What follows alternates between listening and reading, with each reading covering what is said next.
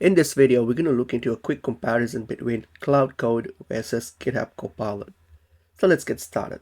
So the main difference between these two AI coding assistants is that GitHub Copilot actually is generally IDE generated, like using VS Code.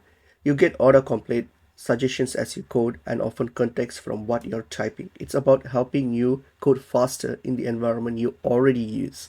Okay.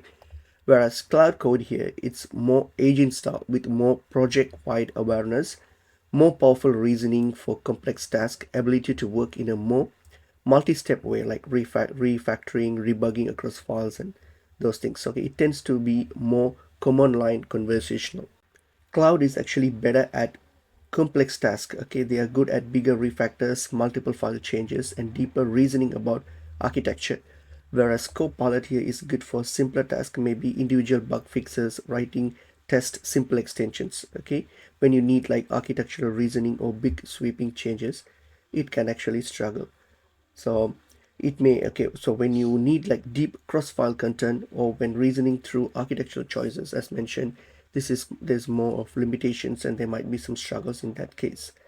Okay, Cloud Code here actually can have a higher cost and more complexity in usage, but for small tasks or when you just need like snippets or autocomplete, then Copilot might be good enough rather than using a cloud.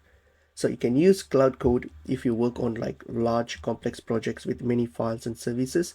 You need like refactoring or want more autonomy, and you care about the architecture, reasoning, and debugging across modules, and you prefer command line or conversational workflows. In that case, go with Cloud Cloud Code. Whereas if you are mostly writing in an IDE and you want suggestions as you type and do a lot of boilerplate repetitive code, and you need something low friction and fast to set up, okay, and you have some constraints on cost as well, then in that case GitHub Copilot will be like ideal option for you in that case. Hope the video helps.